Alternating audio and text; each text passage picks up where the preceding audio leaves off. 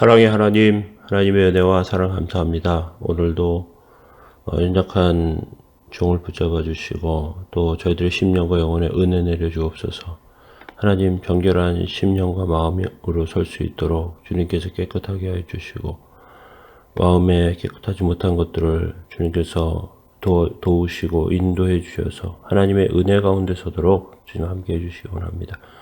오늘 귀하고 온전한 삶으로 또 하루도 주님께서 도우시는 하루로 그렇게 살아가도록 도우시기 원하며 오늘 말씀 가운데 함께 하시고 주님 붙들어 주옵소서.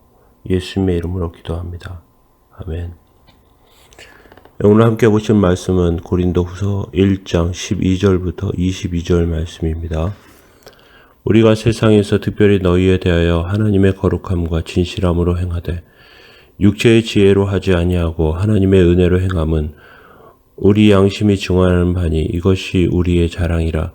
오직 너희가 읽고 아는 것 외에 우리가 다른 것을 쓰지 아니하노니 너희가 완전히 알기를 내가 바라나 너희가 우리를 부분적으로 알았으나 우리 주 예수의 날에는 너희가 우리의 자랑이 되고 우리가 너희의 자랑이 되는 그것이니라. 내가 이 확신을 가지고 너희를 두 번 은혜를 얻기 위하여 먼저 너희에게 이르렀다가 너희를 지나 마게도냐로 갔다가 다시 마게도냐에서 너희에게 가서 너희의 도움으로 유대로 가기를 계획하였으니 이렇게 계획할 때 어찌 경솔히 하였으리요. 혹 계획하기를 육체를 따라 계획하여 예 하면서 아니라 하는 일이 내게 있겠느냐. 하나님은 미쁘시니라. 우리가 너희에게 한 말은 예 하고 아니라 함이 없노라. 우리 곧 나와 실로아너와 디모데로 말미암아 너희 가운데 전파된 하나님의 아들 예수 그리스도는 예 하고 아니라 함이 되지 아니하였으니 그에게는 예만 되었느니라. 하나님의 약속은 얼마든지 그리스도 안에서 예가 되나니 그런즉 그로 말미암아 우리가 아멘하여 하나님께 영광을 돌리게 되느니라. 우리를 너희와 함께 그리스도 안에 굳건하게 하시고 우리에게 기름을 부으신 이는 하나님이시니 그가 또한 우리에게 인치시고 보증으로 우리 마음에 성령을 주시느니라. 아멘. 오늘 신실한 복음, 신실한 일꾼이라는 제목으로 하나님 말씀 나누도록 하겠습니다. 바울은 고린도 방문 계획이 변경되었습니다. 그런데 그 계획이 변경된 것에 대해서 의혹과 비난이 그치지 않자 바울은 계획을 변경한 의도를 설명하고 그가 전한 복음을 신실하게 변호하고 있습니다. 오늘 세 단원으로 살펴볼 수 있습니다. 첫 번째는 12절부터 14절까지 말씀입니다. 사도의 자랑입니다. 두 번째는 15절부터 17절까지입니다. 계획이 변경된 것에 대한 변호를 하고 있고요. 그리고 18절부터 22절까지 신실한 하나님에 대해서 이야기하고 있습니다. 먼저 첫 번째 사도 바울이 사도의 자랑으로 12절부터 14절을 이야기하고 있습니다. 바울은 고린도 성도에게 자랑이 되기를 원했습니다. 그래서 그의 행동이 불성실하다는 비난과 그의 편지가 진실하지 못하다는 오해에 대해서 자신의 진실성을 변호합니다. 그런데 자신의 진실성을 변호하는 것이 단지 진실 규명이나 명예회복을 위해서 하는 것이 아닙니다.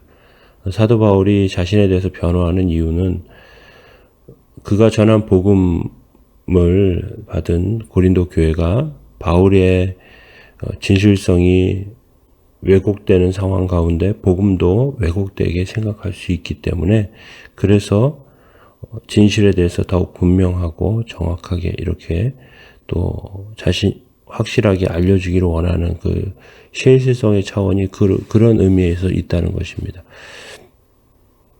그래서 아직은 고린도 교인들이 바울에 대해서 부분적으로 알고 있지만 그렇지만 예수님의 날에 확실하게 모든 것을 알게 될 것이다. 그것은 그 오해들이 다 규명이 되고 진실이 밝혀지면서 사도 바울이 신실한 사람이라는 것을 확실히 알게 될 것이다. 그렇게 바울이 말하고 있는 것입니다.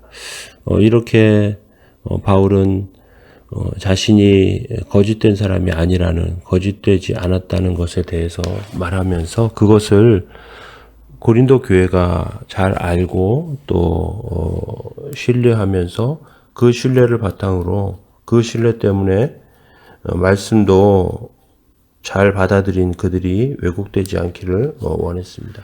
이런 의미에서 그리스도인들, 특별히 목회자들, 또 신실한 그리스도인들이 사람들에게 신실한 사람으로 인정되는 것은 그런 의미에서 중요합니다. 우리도 사람들에게 신실한 모습으로 인정될 필요가 있겠습니다. 두 번째 단락에서 사도 바울은 계획이 왜 변경되었는지에 대해서 변호하고 있습니다. 고린도 방문 계획이 변경된 것은 대적들의 비방처럼 바울이 경솔하거나 이기적인 결정 때문이 아니라 교회를 향한 거룩함과 진실함에서 나온 결정이었습니다. 그런데 바울이 정말 이것에 대해서 또 한 번 의뢰하고 있는 것은 복음에 대한 의심입니다. 내가 이 확신을 가지고 너희로 2번 은혜를 얻기 위하여 너희로 먼저 갔다가 또 다음에 다시 이렇게 들리겠다, 뭐 이런 계획에 대해서 이야기하고 있는 것이죠. 이건 적극적으로 자신의 진실성을 해명하고 있는 것입니다.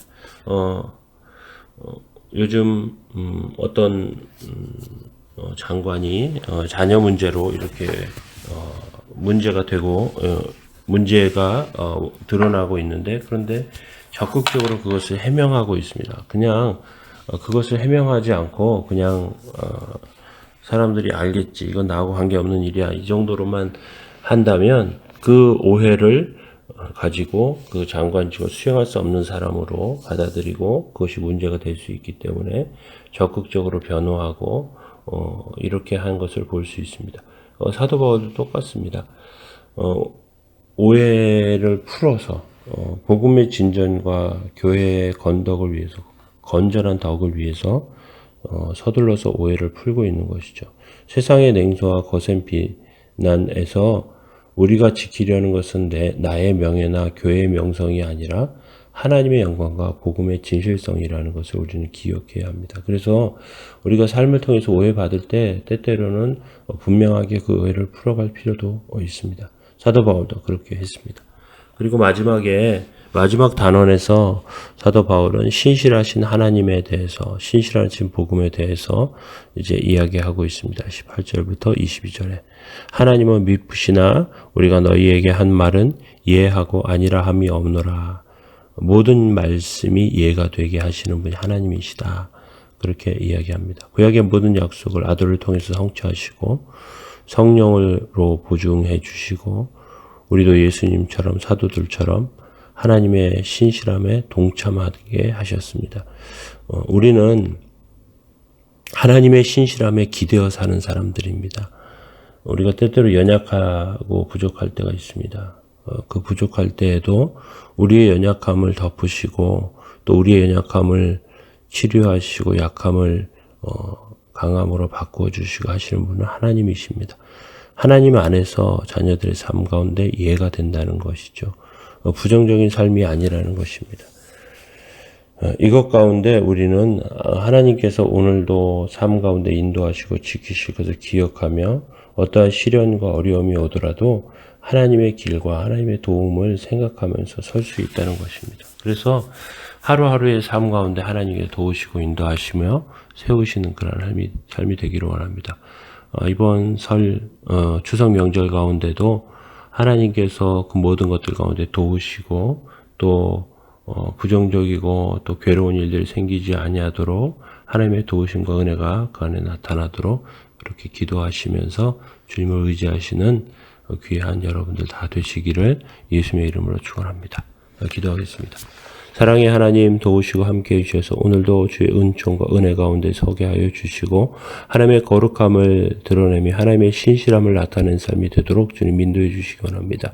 때때로 오해를 받으며 또 하나님의 우리가 받는 오해가 하나님의 진실성과 복음의 신뢰성이 훼손되는 방향으로 나아가기도 합니다. 주님 도와주셔서 함께 해주셔서 오해받지 않도록 주님 도와주시고 또 때때로 우리가 잘못을 행할 때 그 잘못이 우리의 잘못인 것을 우리가 분명하게 알고 그 잘못된 것들을 고쳐나갈 수 있도록 좀 도와주시고 모든 것 통하여 하나님께 영광 돌리는 삶이 되도록 주님 함께 해주옵소서. 오늘도 지켜주시고 주님 함께 하시기 원하며 거룩한 하나님의 영광과 역사를 보는 삶이 되도록 주님 인도해 주옵소서. 함께 하시고 도우시기 원합니다. 예수님의 이름으로 기도합니다. 아멘.